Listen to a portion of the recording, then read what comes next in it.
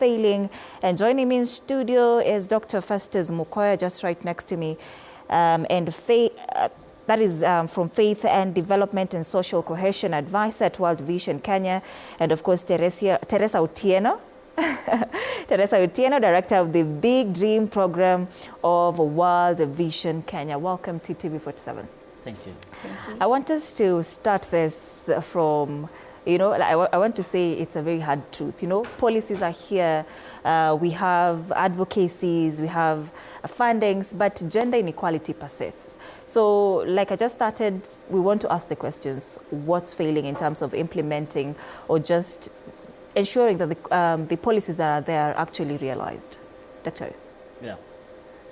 Thank you for having me, and pleasure to engage on this very important subject, because the question of gender, as you've said, it's something that has been discussed and sensitized for a long time, but we still have not reached there, because there are several structural but also political issues that need to be unlocked for gender equality to be realized or to be accelerated. Because there are some things to do with one is the political goodwill. Because like when you look at Kenya, we have a lot of very good policies that if they were implemented, we will achieve it very fast. But then because of political goodwill and somehow because of excuses around financing the implementation of these action plans and short-term, medium-term plans affect the way we are implementing the policies. But also structural issues that relate to culture and the behavior, the way we continue to socialize our young generation, the children and the youth.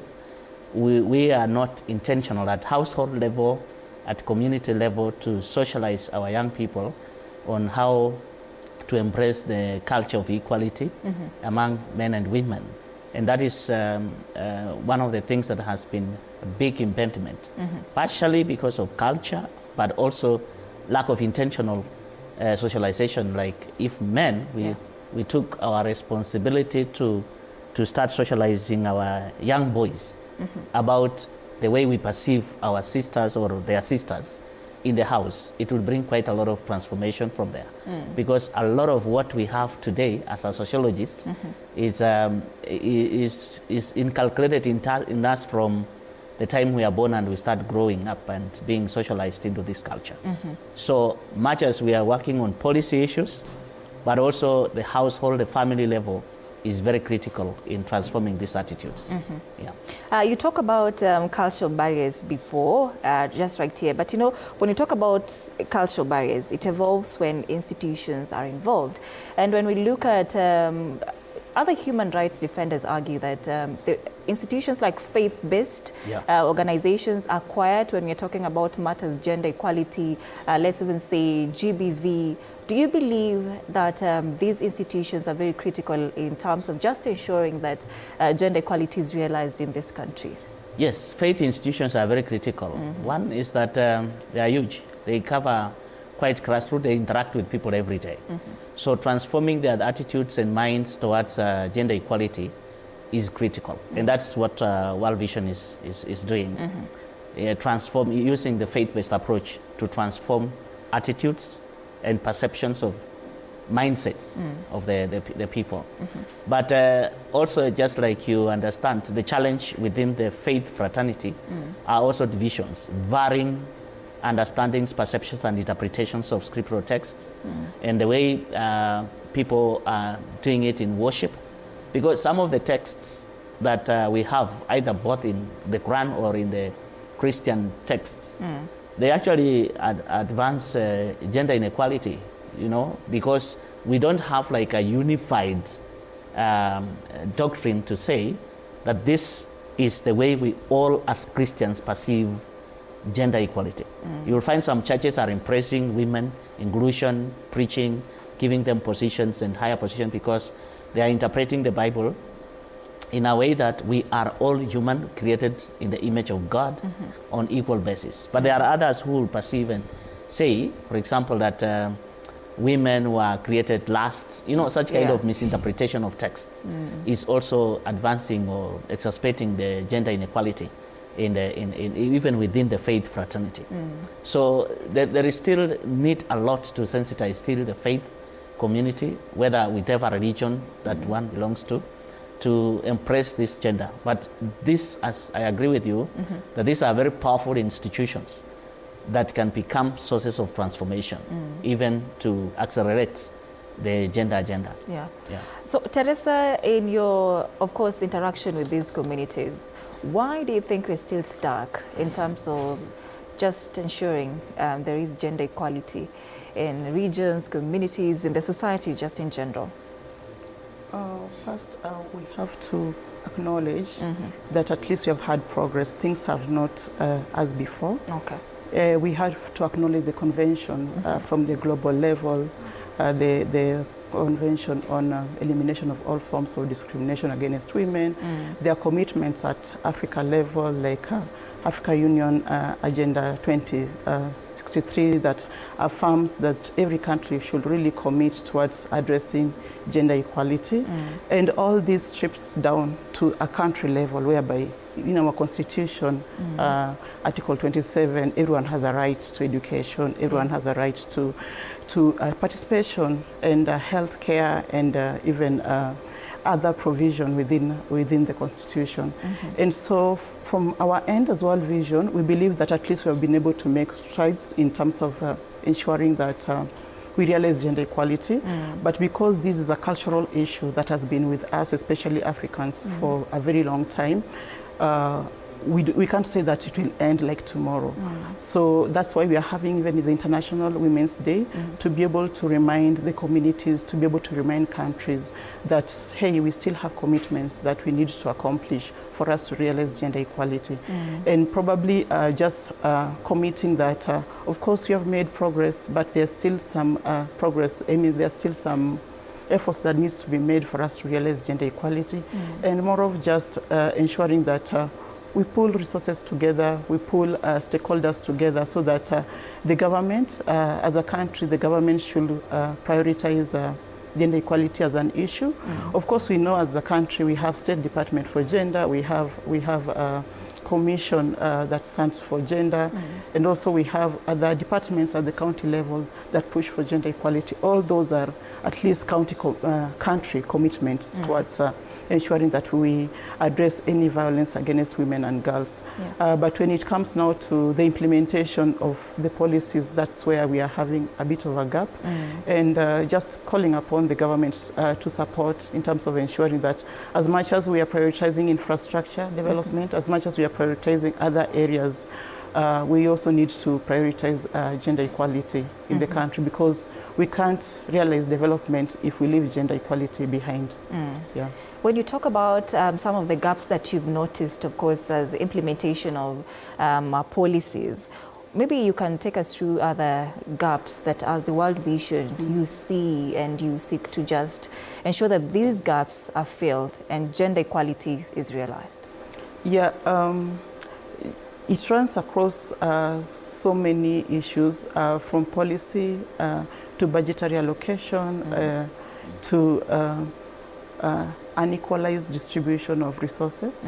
For instance, you're realizing that in semi-arid areas, women and girls still face a lot of violence, including female genital mutilation, child marriage, and other forms of violence against children. So those are the gaps, and being a patriarchal society and being that most of the leadership is held by men, you realize that when these discussions are put on the table, then they are not really prioritized. When you look at the allocations, most of the time it's the gender department that is given the least allocation when it comes to addressing the gender issues. And so another gap exists in terms of our policing and the administrators who are supposed to prosecute or put the perpetrators to book. There still exist those gaps within the community where you find girls are being defiled, girls are being forcefully taken through FGM, child marriage, and still you realize that even if these cases are reported, very few are put on books. So those are really the main challenges that are affecting us as a community and also as a country. Yeah. Just to, all right. Just to chime in a little bit on that again, Okay. is that there is still a huge gap in terms of women accessing ownership of property, especially if we go down into the rural areas. The widows are really having it very rough in terms of inheriting the properties that the late husbands had. Yeah. And that ownership of land and other property or means of production are very critical for the empowerment of women and bringing them to the level they can compete favorably with the other gender. But it's still a huge gap still. Yeah. That has not been realized. And there is a law, the marital law, everything about the law surrounding ownership of property and all that is in place. But as my sister is saying, it's just a question of implementation. Yeah. So we need to strengthen implementation of the law at the local level, especially the local leaders like chiefs and the leadership at the very local level, the village elders. They know that these are things that are in place, but you find that people are utilizing the traditional clan structures to undermine the rights of women when it comes to ownership of property.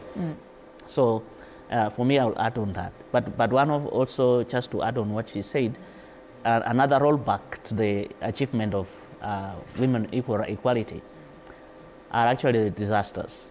You understand that we experience, like in Kenya, we experience frequent droughts and climate, because of climate change issues and floods and all these conflicts that are going on that are leading to displacements. And the most people who get affected are the women and the children.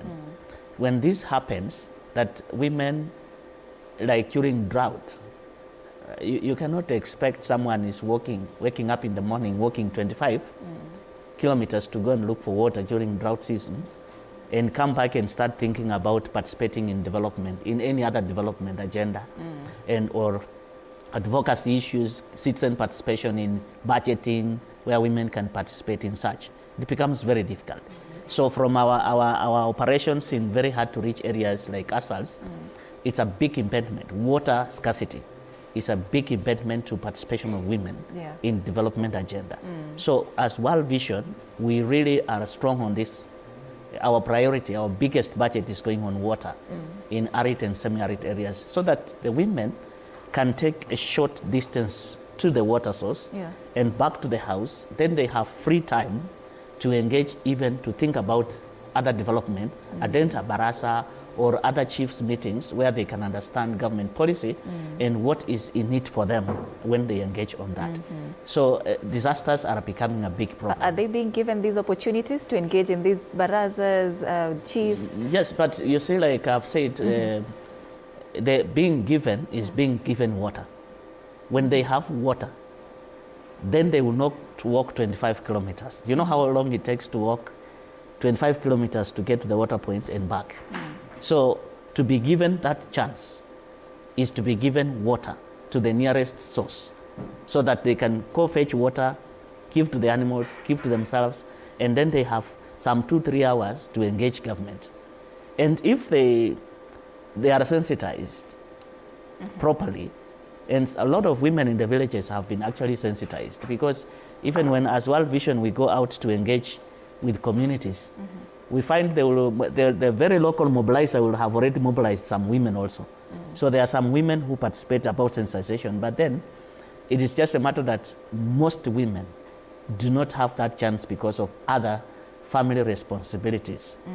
And also just adding on what Terry has said, is about policy implementation. It is, when you talk about gender-based violence, we have the security mechanisms in place. We have the local administration in every place. We introduced what we call Nyumba Kumi initiative. These are structures that should be very effective in managing things like femicides, things like violence against women and girls that is being meted on them. But then it's just some form of laxity in implementation. the government structure from top down is not functioning and is not intentional on issues of femicide, gender-based violence that is going on. Yes. We'll be getting deeper into the issue of femicide and, of course, gender-based violence as we progress with this conversation. But when I asked you the question on are they getting an opportunity to engage in these barazas, the question was, as World Vision, of course, you are creating opportunities for them. You're giving them water so that they can have free time in order for them to engage in these development activities. But are there really seats at the table, at those tables, at those chief barazas for these women who are struggling? They have the time. The World Vision has already given them the time. But is there a seat at that table for these women to also progress and to just give their views on the issues that are affecting them, the development that they need in their communities? Yeah. Terry. Okay, thank you so much. Yes, we continue to see progress, especially in the areas, especially the 33 counties that we have a presence in Kenya, where we have brought water to the community. Of course, we continue to see progress when it comes to women being able to participate in decision making, especially at the community level. So it's very key for us as World Vision to ensure that we enhance sanitation within the community, not only water, but also access to other sanitation facilities, including toilets, because we realize that most of the time in communities that don't have toilets, women and girls are forced to go to the bush. And when they go to the bush, then violence happens. Sexual violence, physical violence, a lot of violence occur. So to enhance dignity among women and girls, we have been intentional in our programming to ensure that anywhere we bring water, we bring it to totality, sanitation, hygiene, everything, so that at least when we ensure that before we leave that community, we ensure that at least women and girls are safe when it comes to violence against women. And also some other things that we continue to do as an organization is enhancing participation of women, especially in interventions that address their needs. So as much as we are bringing men and boys on board, we ensure that women are also participating in these issues because they are the ones experiencing the problems within the community. And one thing that we continue to see in the community is that when we engage both of them at the table, then men get to understand exactly what women go through and at least are able to make some changes in terms of the harsh environment they continue to put women to, and probably change when it comes to ensuring that we put them on the table and ensuring that we take them through some models like celebrating families that enforces the engagement within the family level, because all this discrimination, all this violence starts at the family level. If it changes at the family level, then it goes out to the community, and even other community members are able to emulate what is happening within the household. And this trickles down even to the school environment and even community engagement. So our approach first focuses on the household level, then we move to the community, then to the baraza, and through that we continue to see women actually coming out and participating in these spaces that are being provided. I noted that you've mentioned that you are in 33 counties, of course, where there is presence the World Vision. Are they the hard-hit areas with, let's say, violence against women? And what happens to the remaining 14? Okay, as World Vision, the focus is we invest more where there is need. So our focus is where others cannot reach, we try as much as possible to reach there. And our interventions are majorly focusing on arid and semi-arid areas as a priority, because we all know that even in terms of government investment, little is being done in those areas, especially because of the population. The population is less, and because development is majorly linked to political. And then if the numbers are less, then it means the resources are less. Our interventions are majorly in these areas. And one thing that we also consider is in terms of children. Our priority is children. So anything that affects a child, be it education, be it healthcare, be it anything that is linked to wash, water, sanitation and hygiene. We try as much as possible to be able to reach out to the child. And because a child and a mother are linked together, and most of the time a mother cannot leave a child behind. And if it's healthcare and maternity, you realize that it is the mother that suffers the most. When it comes to nutrition, it is the mother. So we try as much as possible to invest in areas that are hard hit and that are drought hit, violence hit, so that we can be able to save that population. Yeah. And of course, World Vision, it runs gender-focused programs. But if you're being honest, sometimes there's donor-funded interventions are sometimes temporary. So what happens when the funding stops, Dr. Yeah, World Vision programming takes what we call the area program approach. And the area program approach, we normally stay between 10 to 15 years in an area, so that the things that Terry is talking about are really anchored in the community. So by the time we exit a community, the women, the youth, the children, the elderly, the pastors, everyone has experienced some form of transformation. And when the donor, the kind of programs that we implement during those years are transformative approach. We use transformative approaches, like Empowered Worldview. Empowered Worldview transforms the thinking, the perception, the attitudes of the people, and transforms the hearts of the people that we work with. So by the time we exit, or by the time the donor funds come to an end, these people already have their own self-empowering programs. We have an approach that we call co-creation. We as World Vision, when we go to an area, we don't go with programs and say, we have brought you water, we have brought you this. No, we co-create with the community. They prioritize what are their priority needs, what is going to be their contribution, what is going to be World Vision's contribution. So even if it is 2, 3, 4, 5 years of implementation, but the community from day one, they know that this part is for World Vision, this part is ours. And normally the largest part is their part. So that when we exit, there is still sustainability, continuity of these interventions. Like when Terry mentions about celebrating families, it is a model that transforms relationships within the household. The children, the father, the mother, they all have, we take them through transformation processes as a whole. So when we leave that family, we ensure that this family will continue even after the project ends. But as you're saying, we're faced with challenges in terms of donor changing landscapes.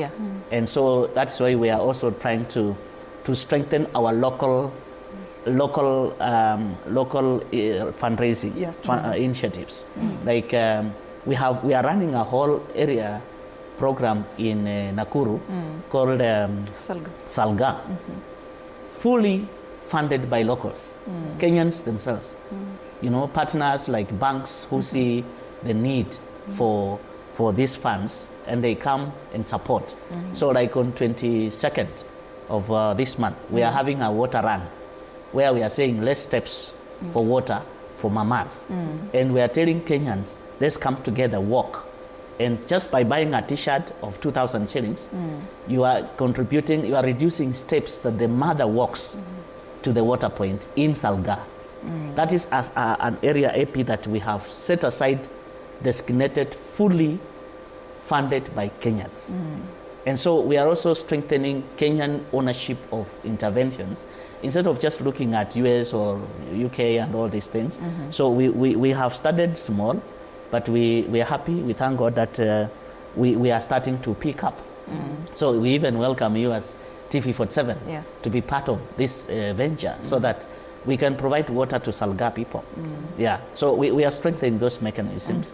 And also we try to diversify, engage with different partners, individual donors. Like you can be a registered person who supports a particular child, pays fees, pays clothes, education and other things for that particular child. And we all work together for the good of the people. So that is the approach that now we are taking as World Vision. Yes. So when you talk about... Just to add on the sustainability component, we equally work very closely with the county government. Yes. Once we get... Of Nakuru? Of Nakuru and even of the areas that we have a presence in. So once we get into a county and probably have identified a school that either learners are learning under a tree, there are no desks, we get into an agreement with the county government. Hey, World Vision is going to do this, you're going to do this. So as we move forward, the county government commits that we're going to build like 2 classrooms, World Vision will do maybe 1 or 2. And so that partnership enhances sustainability so that even when we move out of that locality, that the government is able to pick up. So Dr. when you talk about somebody buying maybe a 2,000 Kenyan shillings shirt to support people at Salga, this is a shirt that anyone can buy, even anyone in Kisumu, Nairobi, Mombasa. Yes, anyone. There are so many that we have pay bill and details, and you can join us for the walk on 22nd, but you can still buy for the whole family. And buy for your children. They are in all ages, children, old and young, so that you can. And this is part of accelerating gender equality, because less steps for water, and that is focusing on the woman. Just like I said, when we provide water, we create space for women participation in decision making. All right.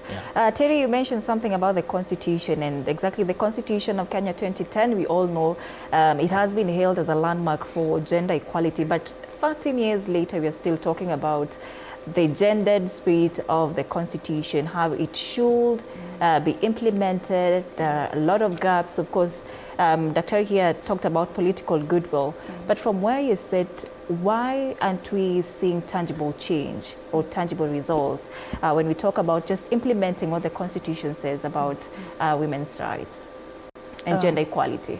Okay, thank you so much. Of course, we have seen change because at least as per now, we can be able to say that girls are able to access education. At one point, it was only boys.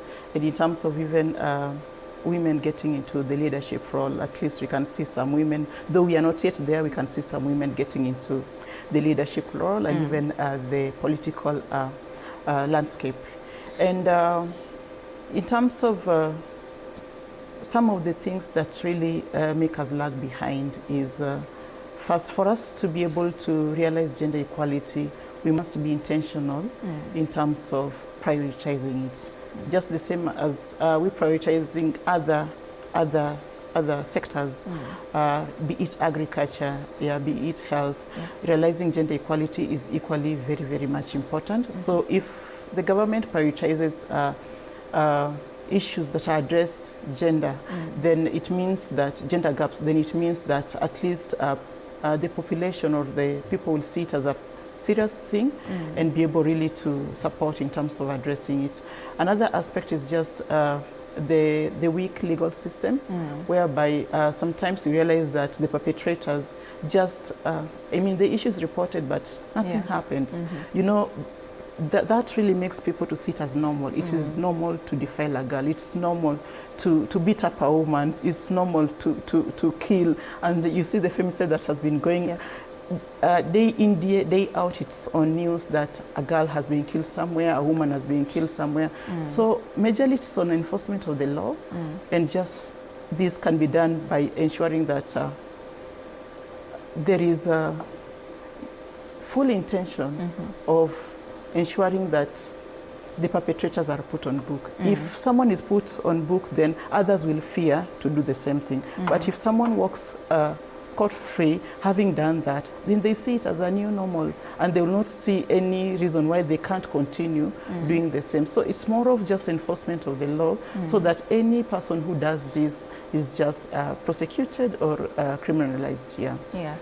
Dr. you were talking about some of the progresses that you're making in terms of just ensuring gender equality, and you were using Salga as an example, but at the World Vision, do you have a gender-centered policy that has, let's say, just influence at the national level? And I mean policies that are active and not just on paper.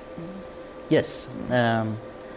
World Vision, we have a full dedicated section that deals with what we call GESI, gender inclusion and gender and social inclusion. And we have a full-fledged officer responsible for gender inclusion. Just looking at the way we employ our staff, are we meeting like the necessary quota according to the constitution, but also just making sure that we're hiring diversity within the organization. And we are happy that at World Vision as an organization, we are at more than 40% women. I think 39% women in serious positions from all levels. Yeah. And so that is the responsibility of the JC department. Also, he engages with the national level advocacy programs. We engage with the Commission for Gender and Equality.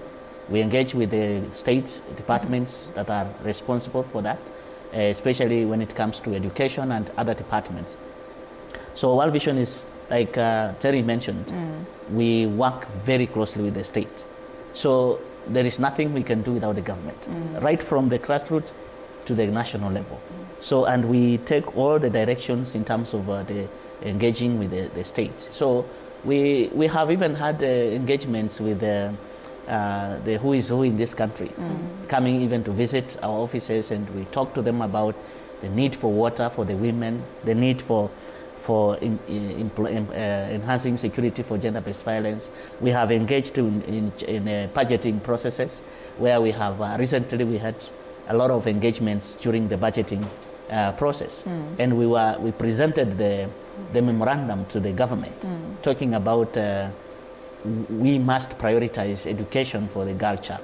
We must prioritize health and all that for the children, and even for the women. So we have been engaging, and we present papers, we present whatever that is needed to support the government to implement these things. Yeah. So we are engaging at the national level as well. Terry? Yeah, just to add on what Festus has said is that we are also very intentional in our programming to ensure that gender has been integrated at proposal development level. Yes. So that even as we implement a program, it's intentional that we have to touch the lives of women and girls. And also our commitment in this does not only settle at Kenya office, no. We look at it from the global level, whereby we are having global officers, departments that are majorly ensuring that that all the countries where World Vision is are intentionally ensuring that women and girls, issues that affect women and girls are addressed during programming. Amazing. And you know, when you're talking about ensuring gender equality, we talk about women's rights. Tomorrow is International Women's Day. We were having a conversation right here in studio last Wednesday, and the men were very much concerned that we are talking about women and we don't have anything for the men in terms of gender equality. Do you think this is the conversation that we should be having, Dr.? Yeah, in every. Well, we have the Women International Day. That's why we focus on women and talk much about women. But in our programming, for example, like World Vision, we are cognizant of the need to balance gender. The boy and the child, we are very intentional. Even in the reporting, we have to segregate how many boys did we reach, how many girls did we reach, how many men, how many women. We are very intentional. And the reason why we are more talking about women, it is just because there are still one lacking behind. And it is not that they are being brought on board. And we are also, in many programs that we have as World Vision, we are actually targeting men for women. Yeah. We are having men conversations about women rights.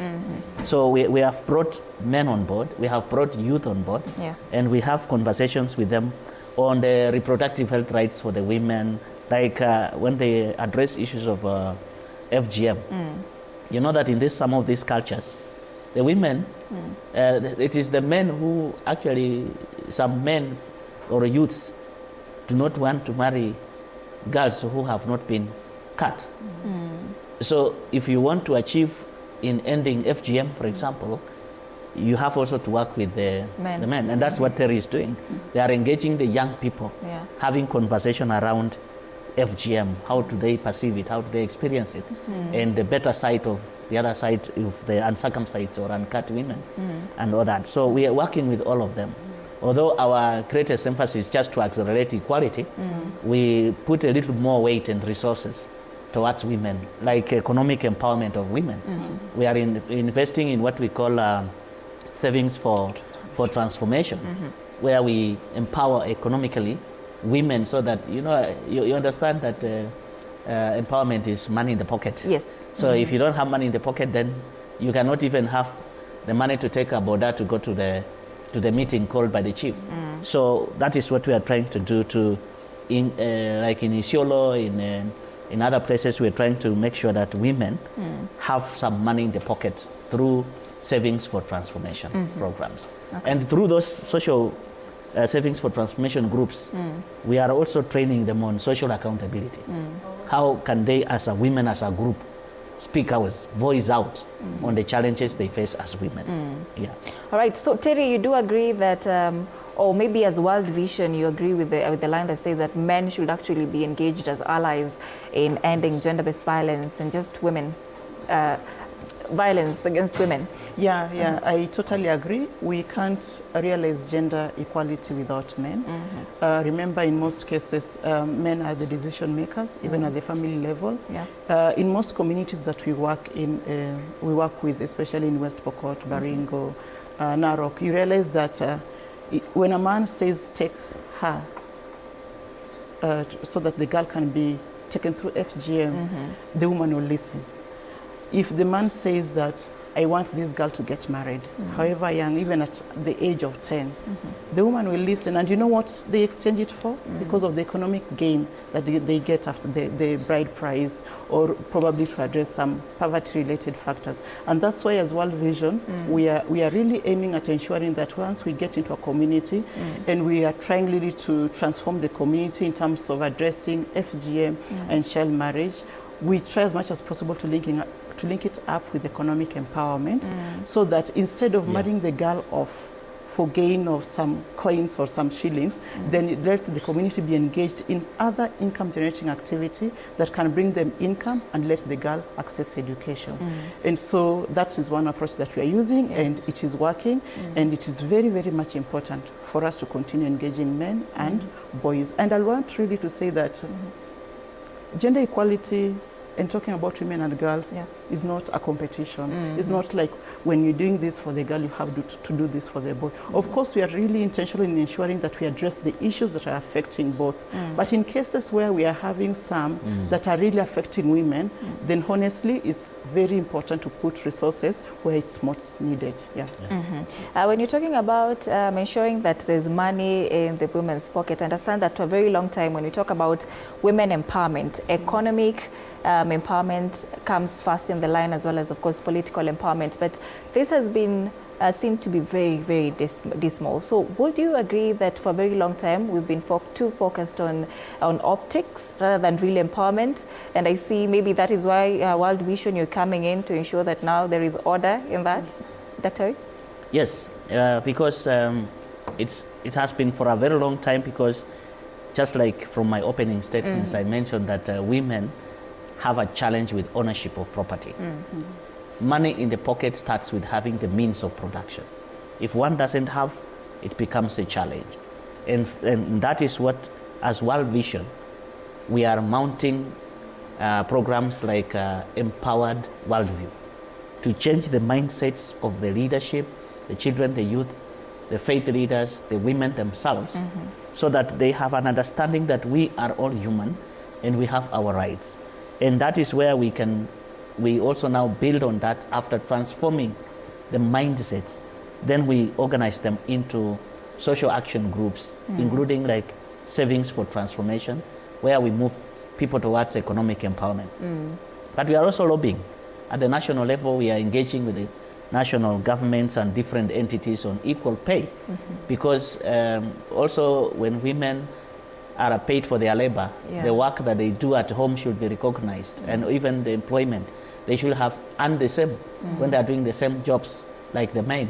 That's also freeing some money into the pocket for the women. And they can also even participate now in politics or in other areas because they have funds in their pockets. So economic transformation programs are very central. And also just making sure that the workplace is friendly for the women because they have extra responsibilities in terms of child rearing and all that, so that that and conducive environment at the workplace encourages and motivates the women to continue working, but also to support, to be able to have support for their families and everyone else. So for us as World Vision, economic empowerment is at our heart for every woman. So even like where we provide water in those villages, we don't just put water. We also train people and the community around there on how to engage in smart agriculture, production, or any other form of livelihood that is important. We are training the young people in life skills, how to, skills for living, so that they know how to make and generate an income. This is an approach, like there's quite in asal areas a big backlog of young people who had never been to school. So we're giving them some skills for living, and I think this is very important for us. Yeah, that's a very interesting way to look at it when you talk about workplaces should be paying women well because they have other roles at home, like child rearing. But is this really a conversation that companies are ready to have, Terry? Yes, though it will take us time to realize that. Of course, when it comes to pay, the salaries, I think we are really doing well in terms of realizing that at least most companies now consider paying equal work for equal labor. That one is being considered. So the push is still for the mothers who are stay-at-home moms. That will take us time, considering the patriarchal society that we live in, but we hope that we'll be able to get there. I just wanted to add into what my colleague said about the interventions that we have. When we get into a community, apart from WASH intervention and economic empowerment intervention, we equally ensure that we bring in the education components in those areas, and also we bring in the system strengthening, because when it comes to child protection or issues that are affecting women and girls, if we don't strengthen the system, the government system that exists within the community, then by the time we are leaving, still the systems will be weak. But what really we are intentional of is to ensure that by the time we are leaving, the systems are working, and in such a scenario where in case something happens, then at least the perpetrators are held responsible. Another factor that we really are looking at is also ensuring that we consider health. We know very well, we have really, as World Vision, we have invested a lot of funds when it comes to provision of health and nutrition among families in the vulnerable household to a tune of 1 billion, especially in Elgeyo Marakwet, whereby we know that when we provide health services to mothers and young women, then at least we are in the path of realizing gender equality. Because you realize that most of the challenges that women and children face is more of linked to nutrition, is linked to maternity. And so when we are able to save our women when it comes to health issues and even provide them with information that can keep them safe when it comes to health, then in one way we are so intentional in ensuring that we address, we bridge the gap towards realizing gender equality. And you know, Dr. Mukoya, Terry is talking about this issue of perpetrators being let go. And you know, we have progressive laws. We have the Sexual Offense Act, the Anti-FGM Act, and policies against gender-based violence. But implementation is the problem. So why do you think that there are still some police officers who are just let free? Let's say they take bribes just to ensure that these perpetrators are not held to book, or you know, maybe sometimes they dismiss GBV survivors, no lack of enough evidence. Why do we still have such police officers? Yes, it's because we still have the low level of awareness and community civility. Because if we had strong civil society groups in the communities, they will hold these groups accountable. And where World Vision, evidence shows that where World Vision have worked and have established strong community social accountability groups, these things rarely happen, because the community themselves become the watchdogs. They act when they see something that the police is doing that is not right. They will move into action, and they will be able to defend the rights of this particular person. I can tell you, for example, there is a group where we used to work in Siaya. We just crossed the AP on widows. When the widows were organized into groups and they were sensitized on their rights, They were able to stand, even to go to the chiefs. When the chief is doing the ruling, they are seated there and they will say, no, this ruling is not right. We are taking it further to your bosses. And they will be able to respond and prevent any form of corruption happening or injustice happening to their fellow widows or such kind of women. And so increasing and strengthening the civil society in the community is very important. And increasing, and to go together with that is also increasing the awareness on these laws. These laws are so many, just like you have mentioned. Yeah. But how many people really know? Even in the very rural areas, that there is an anti-FGM law, where I can run to and say, I can stand on this law to say, I say no to FGM. I cannot be cut because the law says so. Even the young children in schools, that's why we have organized schools, clubs, where we have children's rights in schools, and we are sensitizing them about this sexual harassment and also even anti-FGM law, so that the children also grow up knowing they have rights, and there is a law that protects them against these things. Yeah. So we need, as non-state actors in particular, to be very intentional in strengthening community-level knowledge awareness and community-level organizations, so that they can engage in this kind of work. Terry, you know, Kenya, there was a time Kenya committed to ending FGM by 2022, and that was during former President Uhuru Kenyatta's time. That deadline is gone, but we still see FGM is bado iko. What does this tell us about political goodwill? Of course, we acknowledge that commitment by President Kenyatta, because not every leader can come out and make that pronouncement.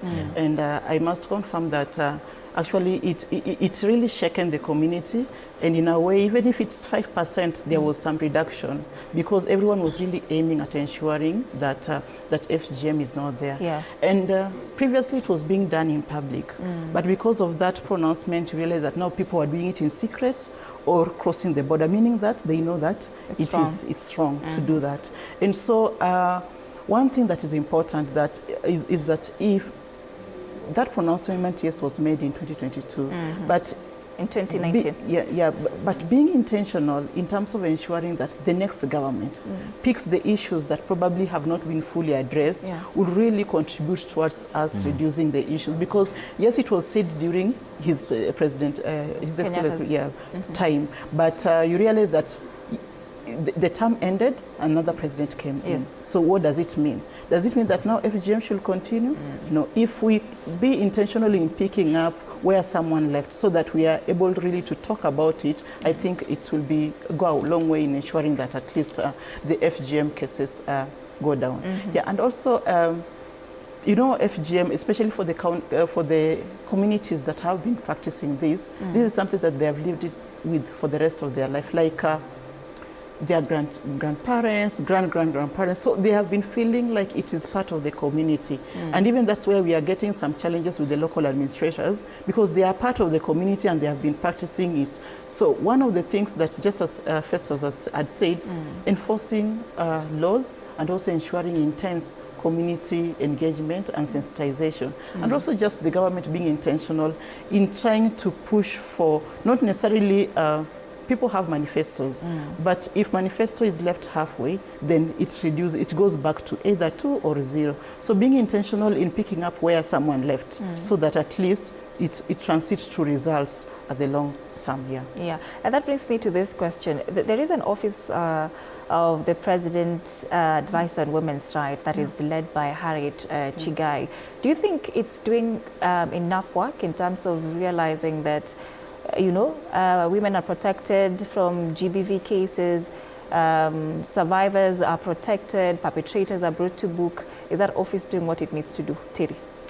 I'd say yes, but more needs to be done, because we still have gap. And there's one thing in putting a department, and there's another thing in investing in that department. So if you put a department and the investment is limited, then honestly, it will take really a long time for us to realize gender equality, and also for us to be able to address these issues that are affecting women and girls in the community. Absolutely. Yeah, I can just chime in for a second on that, because just like Terry is saying, It's one thing to create a position, but another thing to action. Yeah. Because when you look at this position on gender, it's supposed to focus on gender policy, whether in education, in health, in all the departments, the 22. But then, how is it possible, for example, when we say that we were to end FGM in 2022, and yet there are areas in this country where you go and there are no schools. There are no schools. Last year we launched, we built a whole school in an area. In one sub-county there was no secondary school, you remember? Yeah, correct. A whole sub-county in Baringo did not have a secondary school. We as World Vision had to be forced to put up a school worth 136 million Kenya shillings, starting from ECD to high school. So when we talk about how is the president aware, how is the president informed that there are areas in this country where there are no schools? And we expect these girls, these young boys, to compete favorably with the others. So that's why we are saying that the advisor to the president on gender needs to focus more on policy and resource distribution. How are the resources being distributed across the country in an equitable way, so that we have people and children who are not accessing school access education. That is where it starts. You know that part of accelerating this the gender agenda is to build human capital, and education is a key factor in building human capital. So if children cannot access education, some facilities, in some places people are learning under trees. How do you expect girls in those schools to go and compete with the others? So for me, there is much more. It's not just a little, like my sister is being gentle. There is much more that this gender advisor is supposed to do with the president. He needs to get these things in his ears, to know that there are places in this country where there are no schools.